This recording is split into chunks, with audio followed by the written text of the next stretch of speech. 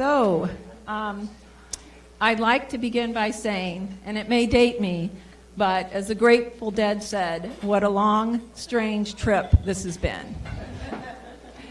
I don't know about you, but it's been over 14 months since I've been in a group setting of this size. So welcome. It is good to see so many of you in person, and there's some of you coming in virtually, and thank you for attending.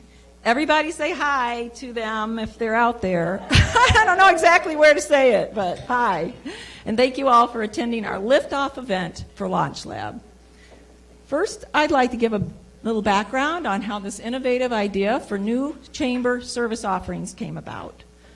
Who will ever forget March 17th, when we all started looking for, and maybe some of us hoarding, toilet paper, when we got the news that non-essential work was going to shut down. Now, I don't know where toilet paper came up with. They say that word, it's going to shut down non-essential work, and everybody runs and gets toilet paper. Okay, good idea. We found ourselves in the midst of a pandemic, unlike any that any of us have seen in our lifetime.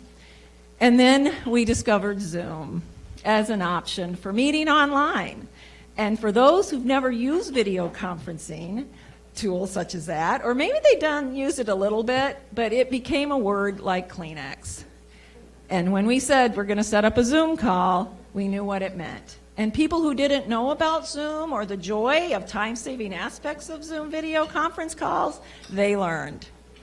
And my point is, that was the first step in many of us learning how digital tools can improve your business communications, sales, and growth. Remember the first meeting on freeconferencecall.com with the Chamber on March 25th? We were relieved to see each other, and we knew that as a community we could get through this. And as a community, we did. And what I call this is the power of local. So our amazing Chamber staff rose to the occasion quickly, and they set up weekly member update calls to keep us informed about this ever-changing environment. And they brought in experts and local experts and legislators, and they kept us up to date. And we knew each week when we saw everybody on those Zoom calls, we felt better, or I know I did. So after several months of this and realizing things were going back to normal, or they weren't going back to normal, anytime soon, the Chamber's Board of Directors saw an immediate need to adjust the programs and events and the benefits to provide tangible help to our businesses now. So we decided in our August 2020 board retreat to develop an 18-month strategic plan instead of the 5-year that is typical strategic plans that board retreats will set up, or you set up at a board retreat. We knew that the next 18 months would be critical for our business community, and that as a chamber, we had to shift our service offerings to meet these emerging needs. So with mandatory shutdowns and non-essential work at a standstill, and safety protocols in place, and many businesses who previously relied on in-person sales and referrals and just doing business needed to pivot to online commerce. We quickly realized how the Chamber could better service them. So the board identified 3 critical ways that we needed to serve in this new normal, our business community. So number 1, serve as a primary resource for helping businesses thrive. Number 2, deliver more resources to keep members connected. And number 3, provide digital alternatives to help members engage with one another and their customers. Additional funding was the first task to obtain. Always is, right? Where's the money? We need some. In order for the Chamber staff to bring this vision to life. So we were fortunate that one of our board members, Lauren Royston, who is here today, of Consumers Energy, provided us, yay, Consumers Energy, with the application information that was needed. And the Chamber Foundation applied for a grant from Consumers Energy, and we were one of several that were chosen. Next, the question is, well, what could we add that would best serve our members? Various concepts were presented to our focus groups to gain their insight and input, and we validated and they validated, and they helped us refine the vision of creating an online virtual learning center called LaunchLab and a bricks and mortar smart office called Chamber Hub. The LaunchLab is the online virtual learning center brand, and it reflects something important we all came to understand during the pandemic. We always need to be ready to evolve and change our businesses to launch new ideas and products and brands. There'll be more challenges, but building a nimble, launch-ready mindset is a form of resilience that will carry us through to the next challenge and the challenges after that. Basically, we're all going online. I don't know what else to say. So here we are. We're going to help you do it. So the Chamber Hub Smart Office, the bricks and mortar part, is the brand that reflects the Chamber's commitment to providing needed and valuable support for every member of our business community. So come visit when it's done. The professional services, the tools and spaces that will be available via Chamber Hub will provide a bridge for many businesses to adapt, evolve, and grow and look very professional.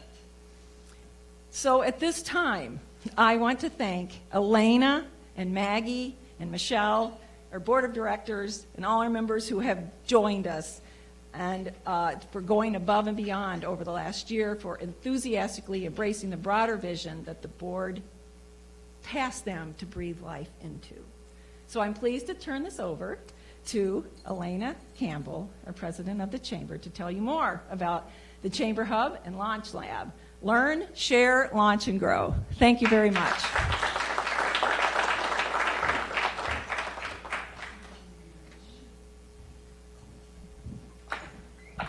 So, how do we utilize the knowledge we have in our area to sharpen digital skills and help our community adapt to the changing business environment?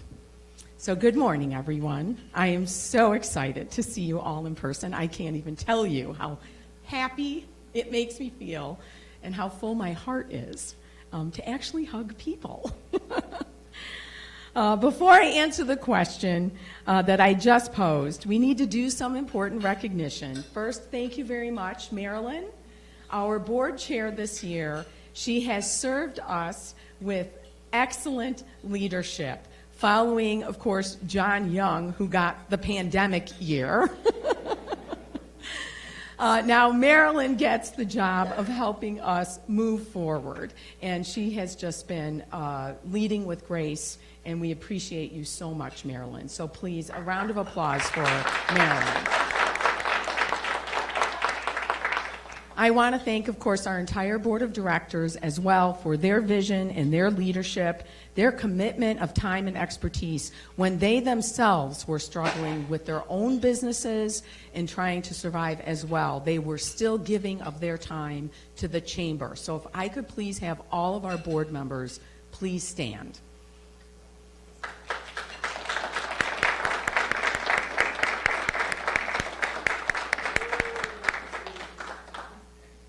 I also, of course, want to thank and recognize our sponsors and funders, of which Marilyn mentioned one. And Lauren Royston, we cannot thank you enough for contacting us and alerting us about the opportunity to apply for this grant. I think it was on a Friday, and the deadline was on a Tuesday. And we did it. We turned it around. We got that grant written. And I have to do a shout out to Linda Davis-Kirksey. Many of you know her. She's vice chair of our foundation board of directors, and she was instrumental in helping me write that grant and getting it done on time. And I really appreciate her. Lauren serves as secretary on our executive board, and I would like to turn the mic over to her right now to speak.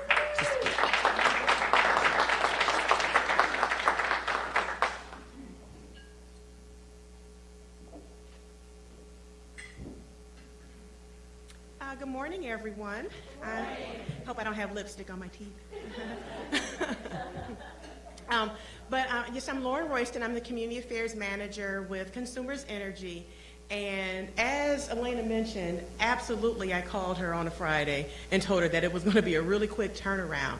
But I tell you, when I read the draft of that application, I was so impressed. I'm like, this is a grant application that's going to be funded.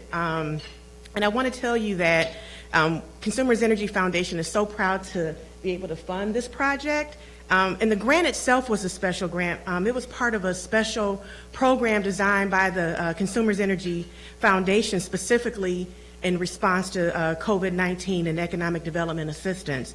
Last year, Consumers Energy Foundation had made the really tough decision to suspend funding the regular grant-making process in lieu of focusing specific on assisting nonprofits providing critical programs and services to individuals and to businesses. And so since March of last year, they provided more than $5.4 million to Michigan nonprofits to care for the communities, but specifically $1.8 million provided specifically for small businesses and small business relief. So this grant was born out of supporting businesses to help grow and stay afloat during COVID-19. So, and I'm so excited that Rochester Foundation was able to receive that grant, because some of the other recipients were much larger organizations that cover much broader parts of the state. So please give a round of applause for the Rochester Foundation and Elena and Ms. Kirksey for the grant writing. I mean, it was just phenomenal.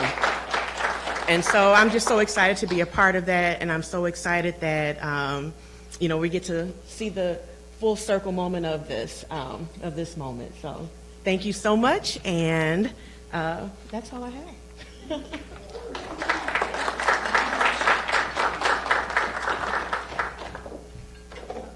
We really appreciate all of our board members and everything that they do for the Chamber. We also have, as I mentioned, some key partners as well that are assisting us with both LaunchLab and Chamber Hub, and I'd like to recognize them now. And when I call your name, if you could stand and stay standing, and if you could hold your applause to the end, because we have quite a few. First is Auger Klein Aller Architects, and we have Scott Reynolds and Heather Obrick White here. With Frank Rewald and Sons, we have Jason Rewald. With Trent Creative, of course, we have Marilyn Trent, our board chair, and Rachel Williams. With Revenue Refinery, we have Jeff Letzen. Chief Financial Credit Union, we have Ashley Workmeister and Jen Harbin. With CV Tech, we have David Blair. First State Bank, and then with Hoops Insurance Agency, another board member, Julie Hoops. So please, a round of applause to them for seeing the vision.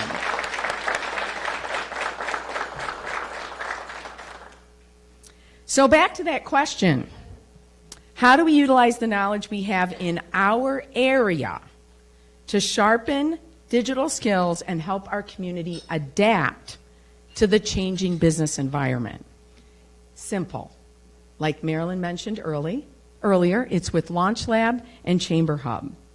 LaunchLab is an online platform that takes high-tech resources, the ones we've all become familiar with in the last year, e-commerce, video, social media, and mixes it with a collaborative environment, Chamber Hub, our new professional video studio inside of Chamber Hub, which will allow Chamber members to leverage their professional expertise into business opportunities.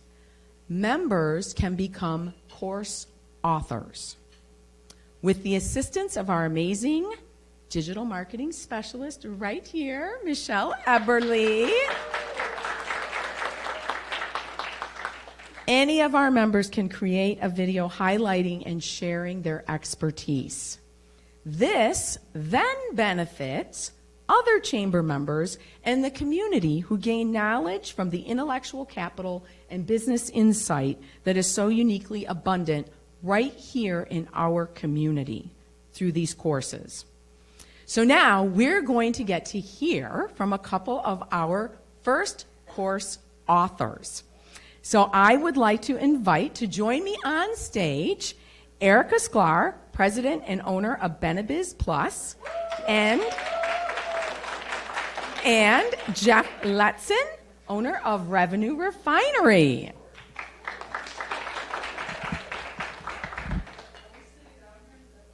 You're sitting down. There's two of you, and one of me. So we are so excited to have with us two of our first course authors, and they're going to share a little bit of their experience on, they were our guinea pigs, by the way. A real guinea pig. Yes, creating this platform from scratch has been quite an amazing endeavor. So Erica, what's the name of your course, your first course, because I know there'll be more, and a brief description. The name of my course is The 3 Ps of Chamber Networking, and it's how to conduct yourself at chamber events and how to get referrals. And Jeff, what's the name of your course?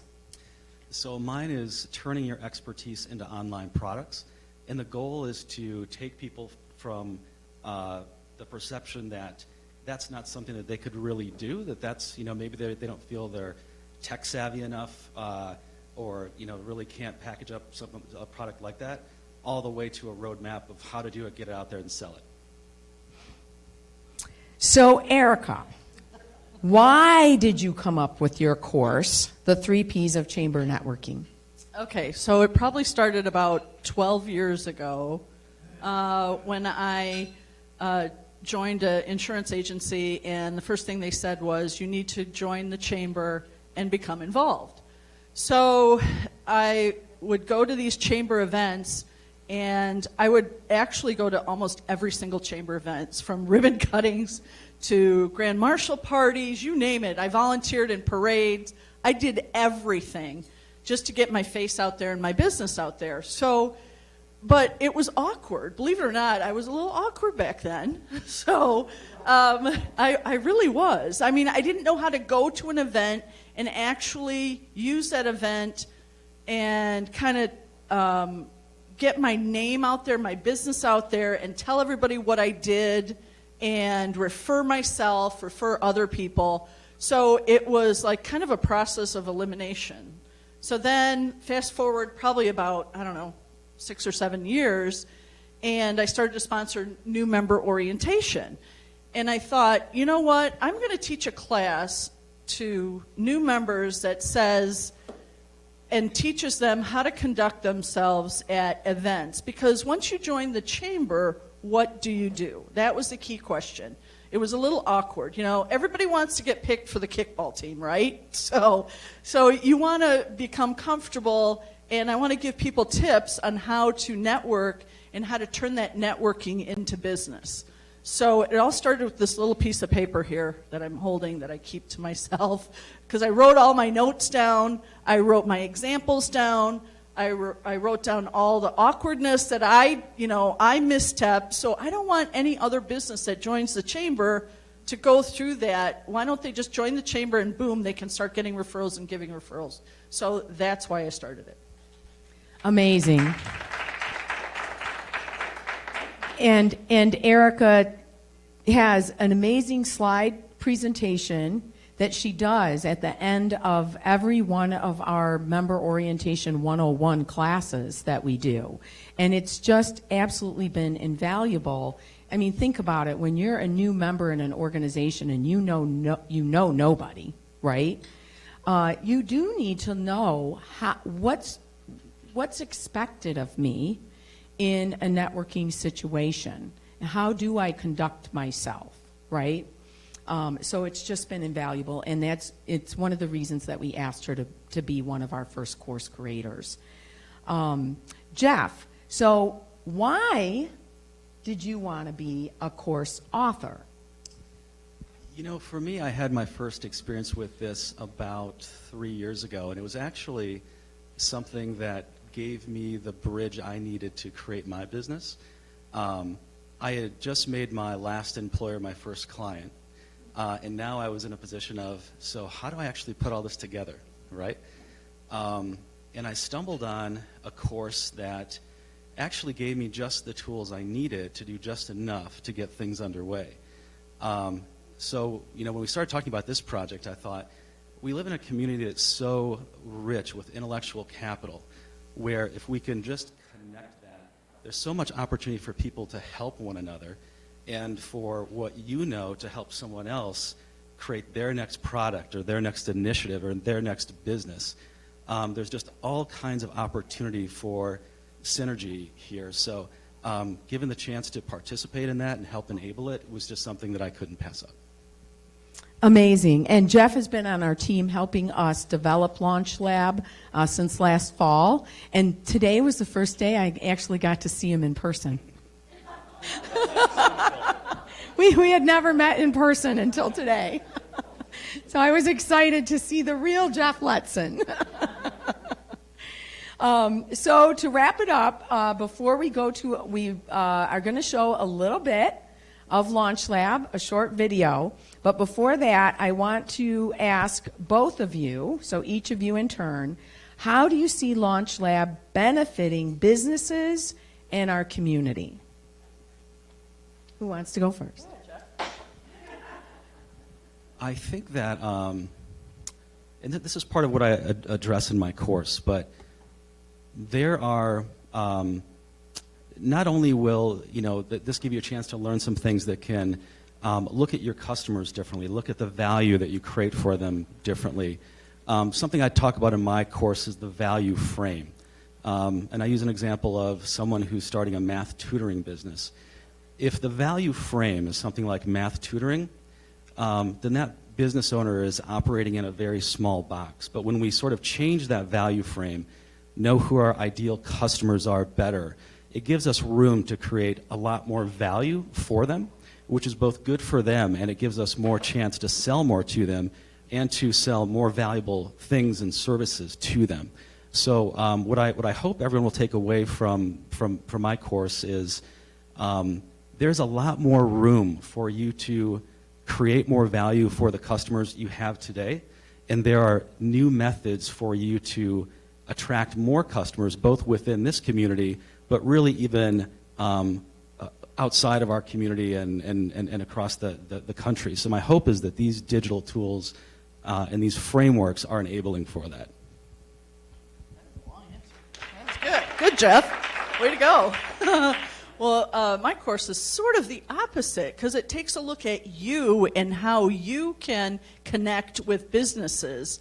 So to get rid of that awkwardness when you walk into a room or when you're on a Zoom call or when you're talking to a brand new client, how to conduct yourself that way. What do you do? Simple things. Like I'm going to give you one little tidbit. Get a professional photo. Please get a professional photo. That's one of the things that I tell everybody, because as Lynn Oates knows, I put my face everywhere, okay, except on milk cartons. I'd rather do wine bottles. But anyway. Did you see her at the post office? Right, post office too. Now you're dating yourself. So, but anyway, but you walk into a room to try to get referrals. Everybody wants to do business here with each other, right? So how do you do that? How do you walk up to a person?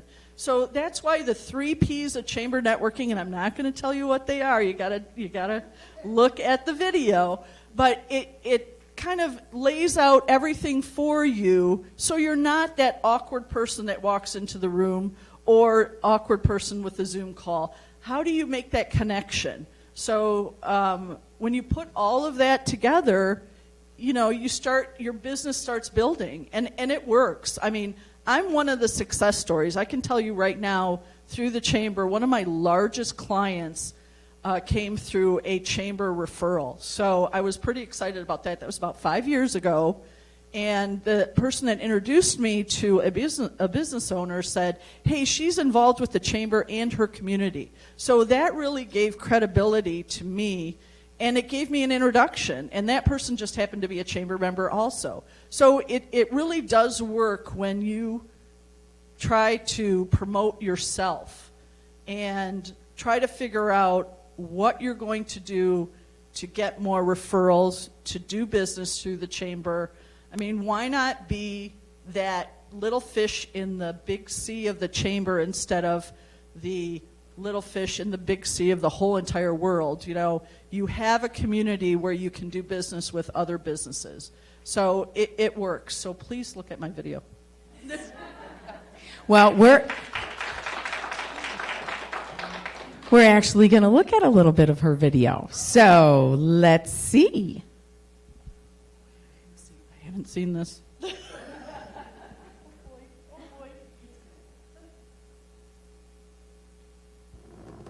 To go Go for deploy. All right, lift off and the clock has started. Roger, roll.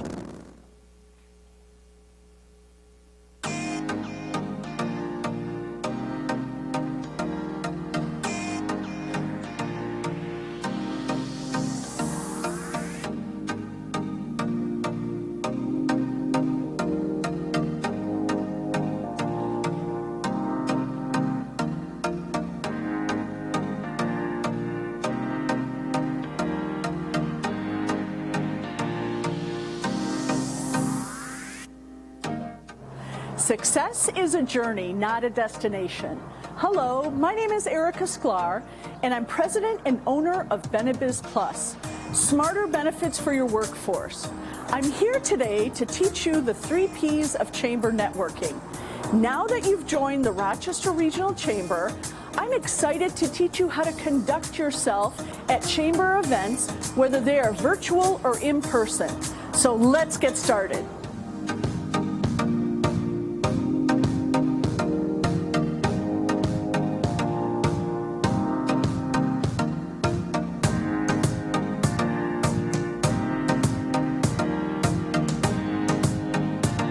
Getting a little preview of what the site looks like.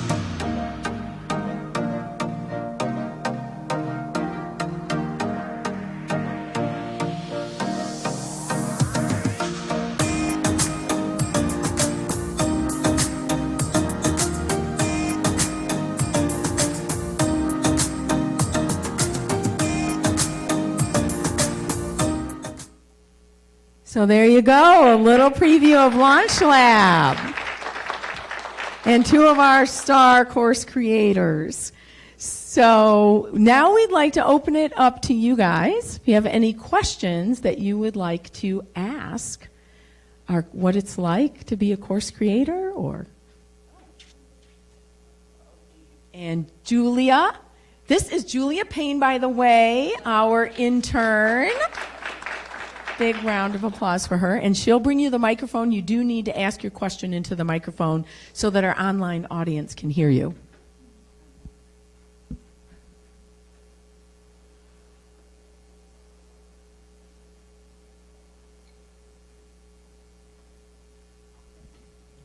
Thank you, and this LaunchLab is really exciting. I'm glad to be part of it.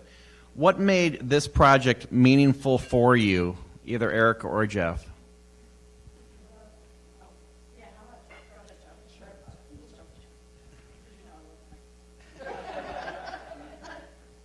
You know, so when it's funny because I worked in like software sales for about 20 years, so I spent a lot of time in San Francisco. It was kind of like a second home to me. And one of the cultural things about San Francisco is that it's a learning community. There's always meetups happening all over the place. People trying to kind of get a slight edge on, you know, coding Python or, you know, something else, you know. But it really is, in many ways, a city built on rapid, dynamic learning, and that's a tremendous enabler for, you know, for a city. So, you know, when my family and I moved here, we've been here for about 6 years, as I've come to know this community, what's really amazed me is we have so much intellectual capital. There's so much skill, there's so much talent that if we can create conduits, create ways where people can share that, it really is a platform to let a thousand flowers bloom. So for me, that approach to kind of binding the community together and enabling it and making it something even bigger and grander through collaboration and knowledge sharing is something tremendously exciting. What was the question again? That was really long. That's okay, Jeff. I'm just kidding. Perfect.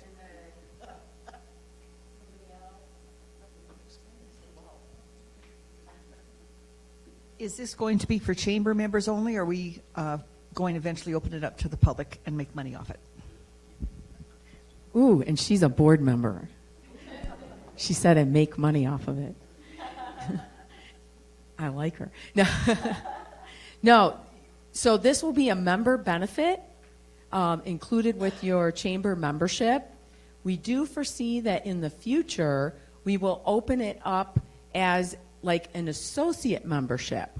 So if somebody wanted to just have access to LaunchLab, maybe somebody who doesn't live here in our community or have a business here in our community, maybe their business is 60 miles away or 2,000 miles away, and they have stumbled across LaunchLab and watched a few of our free introductory courses and realized, wow, there's a lot of really rich content on this site.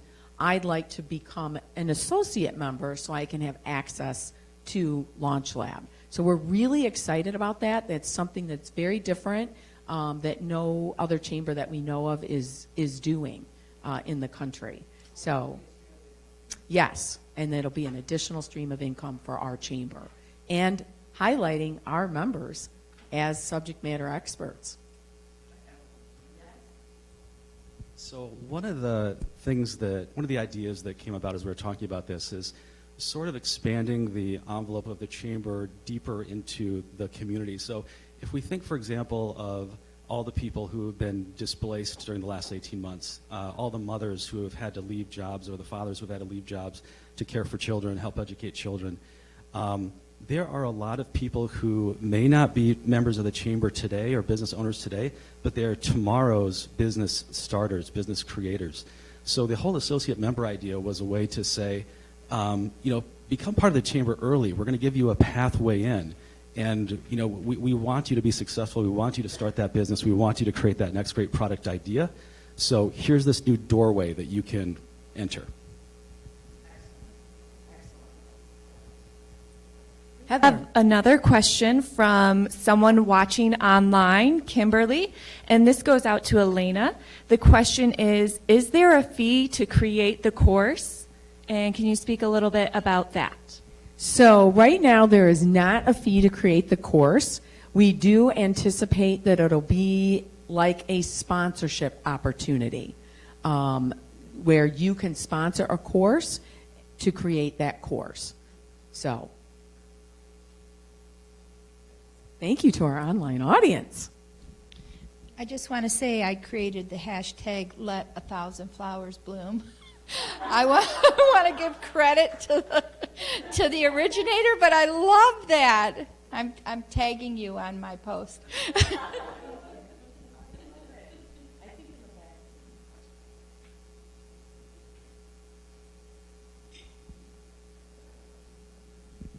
Thanks. Joe from the Community Foundation of Greater Rochester. Erica, how do you think this is going to help your business?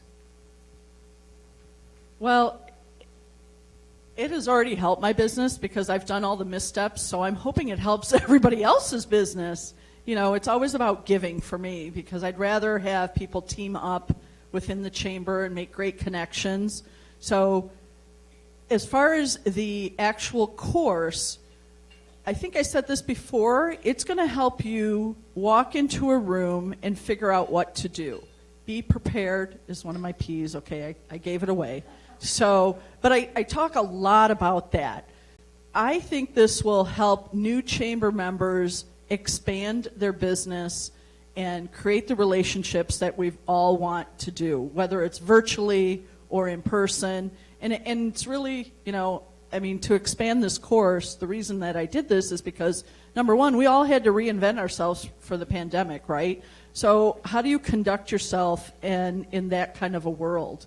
So that was one of the reasons that I wanted to do this course, to help other people within the chamber, because we're all in the same boat. How many Zoom meetings have we done, or Zoom happy hours as I've done in the beginning of the pandemic, right? Well, that got old. So how do you turn that into business now? How do you turn your virtual and your Zoom into business? Even though that we're coming back and meeting in person, you still do virtual and Zoom. Video is a huge part of everybody's business. And I'm always trying to reinvent myself, so I wanted to share that with everybody at the chamber. Thank you. Can I have a round of applause for our panelists, please?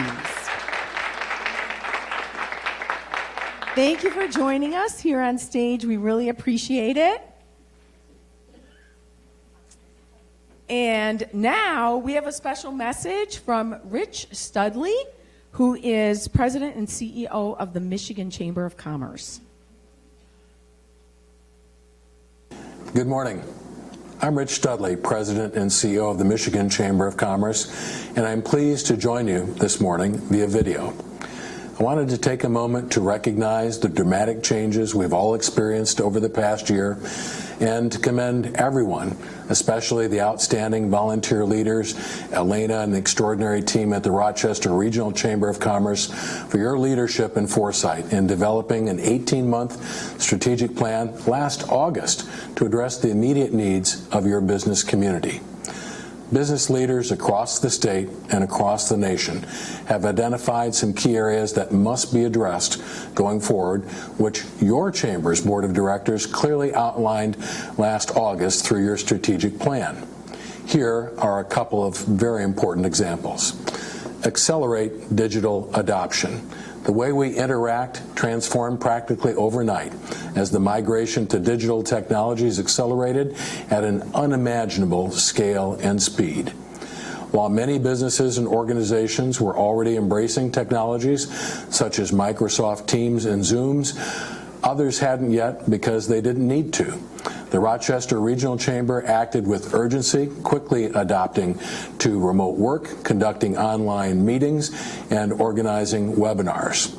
The creation of LaunchLab and your new video production studio will ensure the leveraging of local talent and resources while assisting your members with the adoption of cutting-edge digital tools. Collaboration. The ability to collaborate, think outside the box, and forge new relationships was key to the survival of many businesses over the past year. Your new Chamber Hub, Smart Office, and Smart Meeting Space, which provides the technology and space to hold hybrid meetings, conduct webinars, and utilize co-working space, will accelerate collaboration opportunities while providing the digital tools your members need. Hyper-localizing the connection of business-to-business resources will not only elevate your members as the subject matter experts they are, but also connect those in need of these services to a local company, thus strengthening your local economy. And finally, advocacy.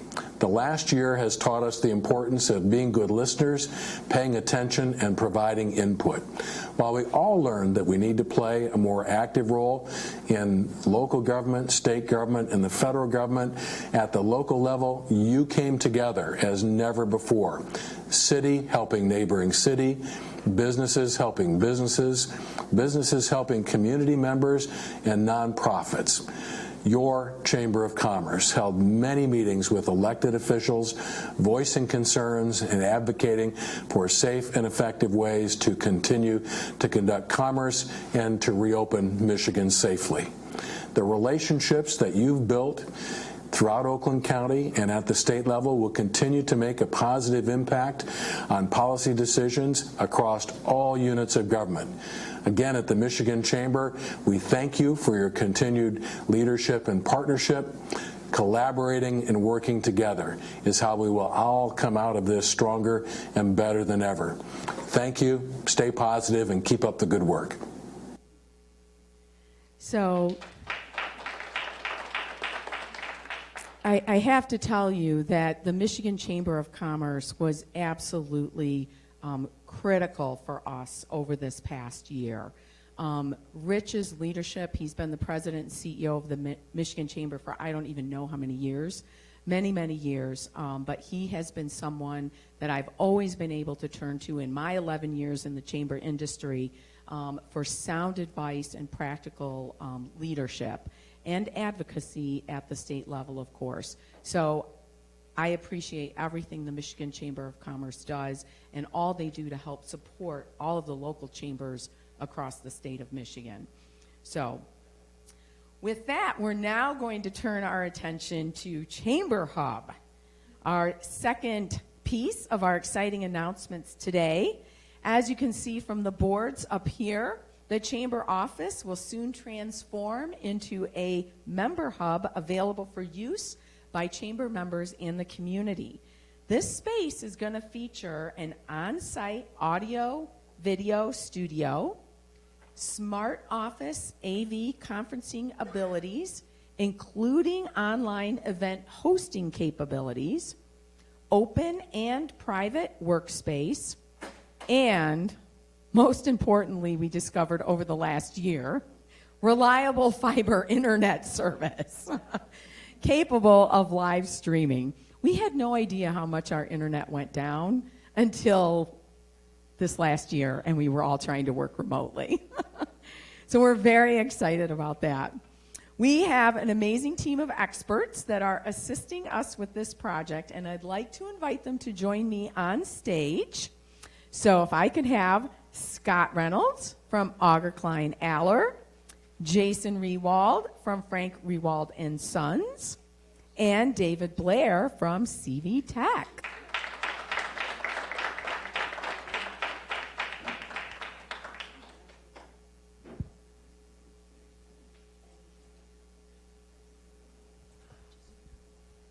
So we are so thankful for the leadership of these three individuals and for the fact that they saw our vision. I'm on the phone trying to explain to them, and we met Maggie and Michelle and I, and we're trying to explain to them what our vision is for this space. First, what is the purpose, right? What is the reason that we want to transform our office space? It's so that it can benefit our members. So we're trying to explain this vision to them, and as you can see from the renderings up here, they caught on very quickly and got very excited about the project. So I'm going to ask first Scott, who's the architect on this project, how have trends changed in terms of office space? Thank you, Elena. Very excited to be part of this project. A few changes. I mean, health and wellness, we know, is very prevalent and very important to integrate and to incorporate into your office spaces. The second being technology integration. We know technology over the last 18 months have been very important to our workspace environments. So I'd say that's a trend that's becoming more and more important.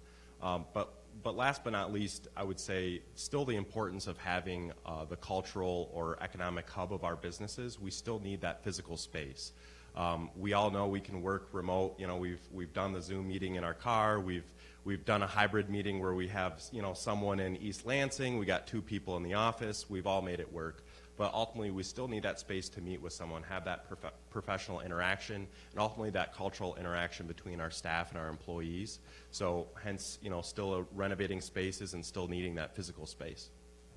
And thank you, Scott. And you mentioned something, too, that I wanted to bring up, healthy spaces. So one of the things that we did at the Chamber, we purchased 2 air cleaners that are in our space now. One of the big things that we've read a lot about is how many times the air changes over in your space. The more, the better. And hospitals and assisted living facilities and places like that are very aware of how they've got to be bringing in fresh air and circulating that air. So we purchased 2 air cleaners that are in our space that kill 99.97% of all viruses, bacteria, mold, and fungus. And so we're really excited about that.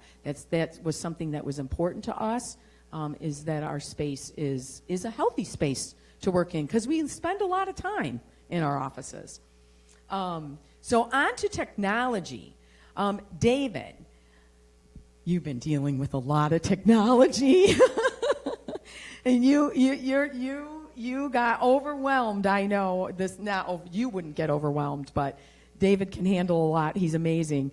But you helped so many businesses make that extremely quick shift to working remotely. How do we successfully integrate technology into a workspace? Well, Elena, thank you again for asking me to join. We're proud to be a part of this project. To answer that question, I'll touch on 2 points. And the first is a trend that was really accelerated by the pandemic, and that's one of mobility. Right? Gone are the days where you go to the office, that's where your phone rings, that's where your emails are located. There's now an expectation that you can access all of your corporate information, contacts, phone calls, from anywhere, from any device, at any time.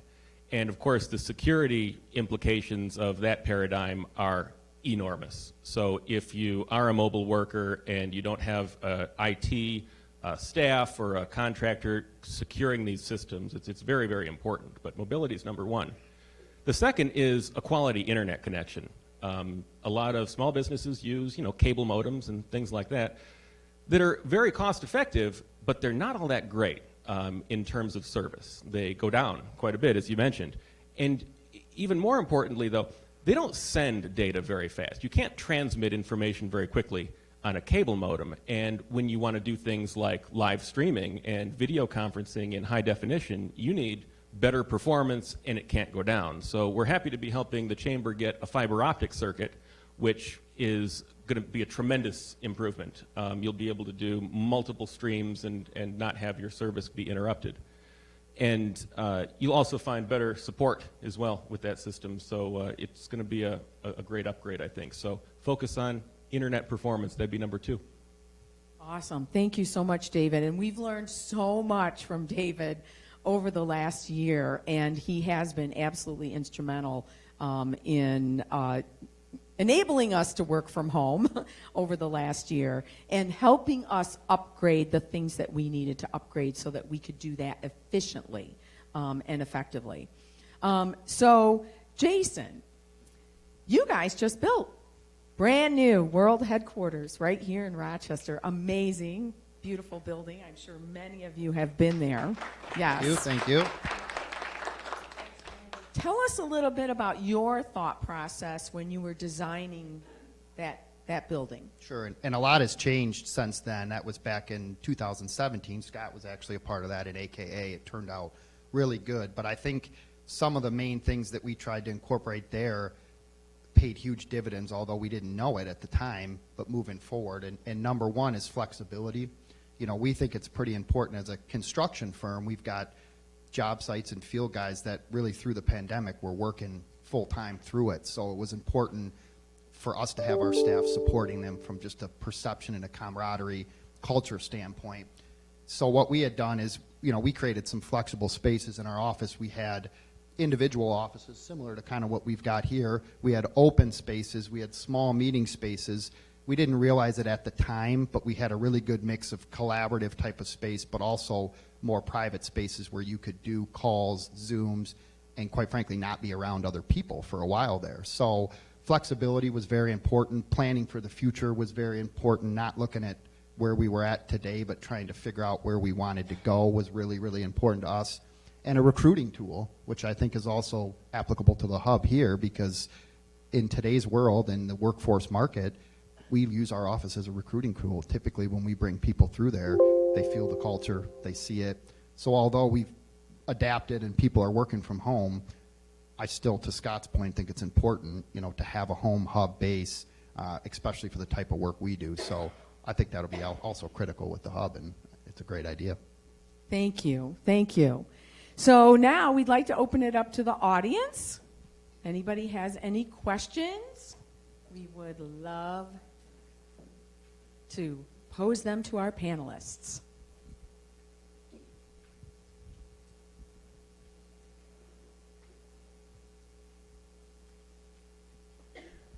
Hi, my question's for Jay. Are there any challenges in renovating the chamber offices? Certainly, and construction's never easy. There's always challenges. We tell our clients that we will have some oh boy moments throughout it, but we're not, construction's kind of down the road here, but I think for the chamber office, one of the bigger challenges to get to where we're at today is, it's not a huge space there. And when you look at the floor plan here, we've got space to facilitate the chamber offices and our administrative services we need to do. We've got a big open, flexible type of space in there. You've got a large conference room in there. You've got smaller rooms in there. So kudos to Scott and the team here and Elena for tweaking this floor plan and getting it right, because it's sometimes tough in such a small space to, because everybody has different needs with the chamber group we have. So I think that's the biggest challenge to date to get to where we're at, is make sure we give a floor plan that fits the needs of the different variety of members we have, which I think Scott and the group has done a really good job of that. I'm going to throw you a little curveball. Give us a little, what's going on.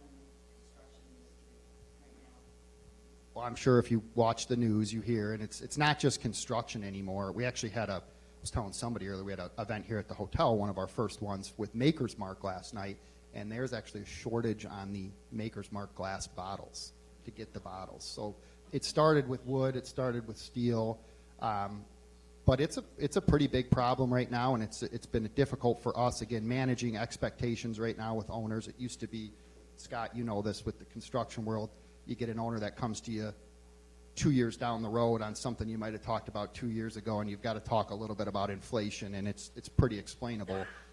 It's pretty much week by week right now. So it's been difficult in that aspect. The labor shortage has been there for a while too, so it's kind of a dual threat here. But I think when we go back to relationships there and the trades that we have working with us, many of them local trades, that relationship just kept us going because they're loyal, they work for us, they show up when we want, we pay them, right? What a concept. But so it's been a challenge though, for sure, and I don't know where it'll go. Eventually it's got to relax, but or people are going to stop doing stuff, I think, unfortunately, because it just costs so much money. So we'll see. We're buckled up on the roller coaster though still. I love it. They're buckled up on the roller coaster, as we all have been for the last year, right? So to wrap up, I just wanted to ask Scott, as the architect on the project, to just kind of walk us through the design. Absolutely. Well, the biggest thing I would point out is that no matter how big your space is, you can always change the proportions or right size the area to better fit your need. We walked in the chamber offices and, there's a lot of wasted space. Not that it isn't utilized, but is it utilized from an architectural standpoint or a building standpoint to the best of its ability? And that's kind of what we're coming in here and changing. So on the left-hand side, essentially some of the renderings are of the open office space. The key here is right now it's assigned desks. We're moving towards maybe a shared work area workflow. There's still that large open working counter that large events like this come together. There's prints, there's boards, there's that working area. But on those days that those aren't needed, that's now a collaboration space. That's an area that people can go walk up, stand at that table, have a casual meeting, or a hybrid Skype meeting at that location. What you'll find is there's small, medium, and large conference rooms. There's different names that you can apply to those. We're calling the small rooms phone booths. Those are also an opportunity for, let's say, a podcast recording.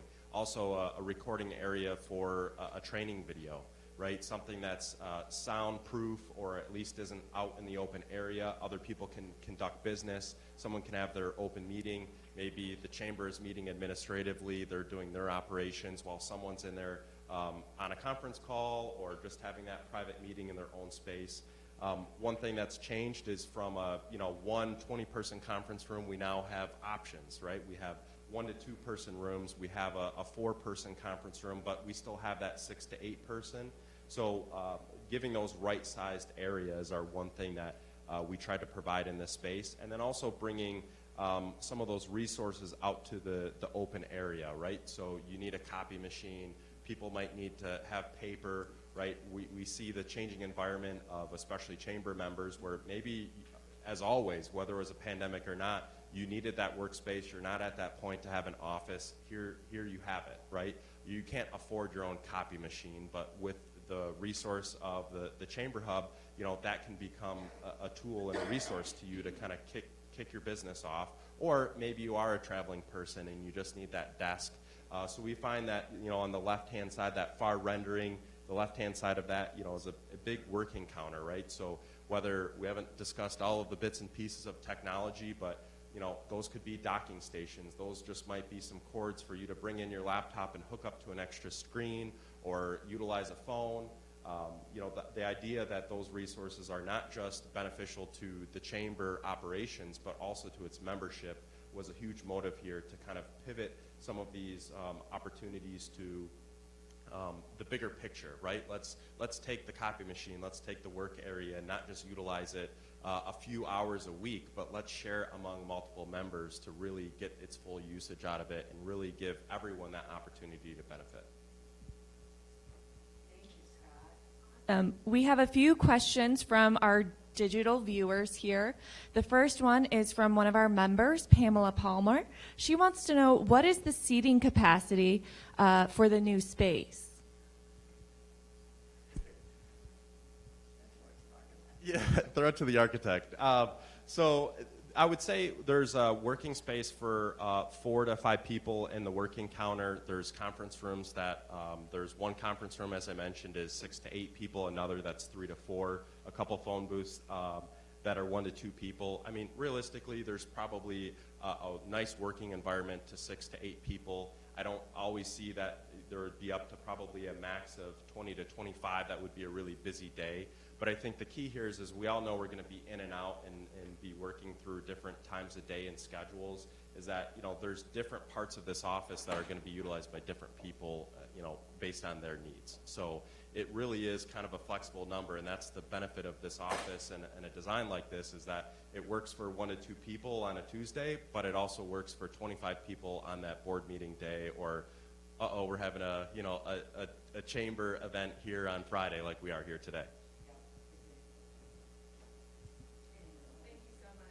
We have another question. This one for Elena, because it's a little bit more technical. It is from Toby Russell. Can you make more than one course in the LaunchLab, or is it one per business? You can make as many courses as you want. We want everyone to be able to share their expertise. We want to elevate all of you as the subject matter experts that you are, and we want this to become a lead generator for you as well. So as many courses as you want. So thank you. So thank you very much to our panelists for joining us up here today. We really appreciate you.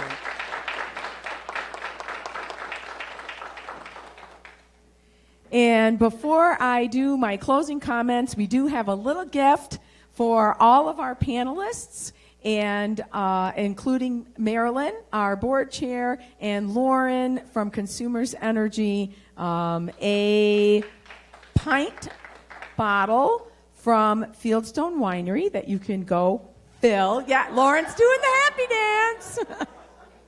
A pint glass with the chamber logo on it, and also an empty container of Sprout Bake that you can take in exchange for a full container of Sprout Bake frozen batter. So thank you very much to our panelists for joining us today. So now what? What's next? So for anyone here today or who registered and is watching online, today around 1 o'clock, you're going to get exclusive login access to LaunchLab. You get the sneak peek. You get access before anybody else gets access to LaunchLab. So you're going to get that code today. You're going to be able to go on there, and you're going to be able to start perusing the courses that we have on there. It will be available to everyone else who's a chamber member in 2 weeks on June 18th, and we'll send an email out to all current and active members on June 18th with that access code so that they can get in. Upcoming courses, we have a lot in the pipeline.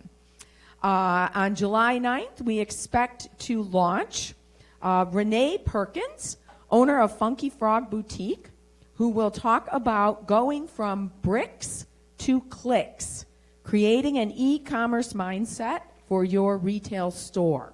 For those of you who don't know Renee, she did an absolutely amazing job with a very quick pivot of her brick and mortar to online e-commerce so that she could survive during the shutdown that we experienced last year. Lana Harlow will be talking about the top 10 things I wish I knew when I started my business.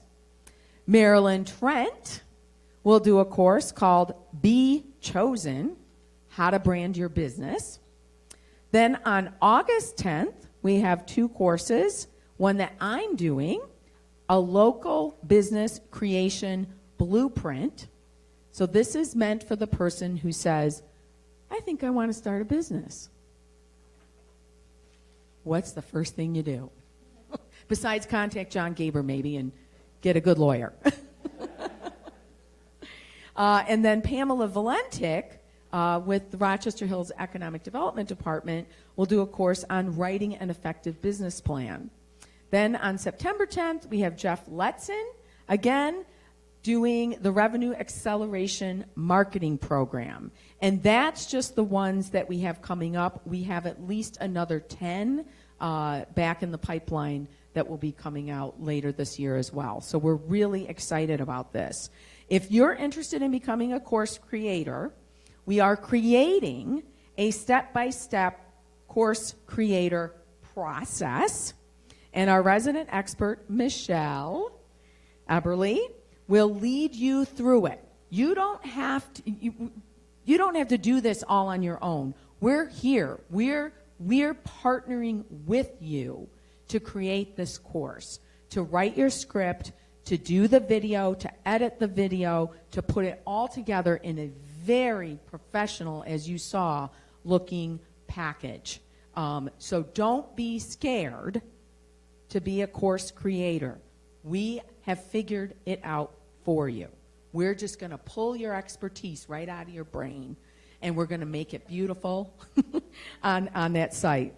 So we're so excited about these new opportunities to help our businesses connect, collaborate, and thrive, right? That's what we are all so excited about. 2021, thriving, bringing back our commerce to where it was before. So once again, I want to thank everybody for coming and joining us today, including all of our virtual attendees. I don't know where the camera is. Hello, thank you for joining us. We appreciate you. Thanks for coming today, you guys. Go out and enjoy your Friday.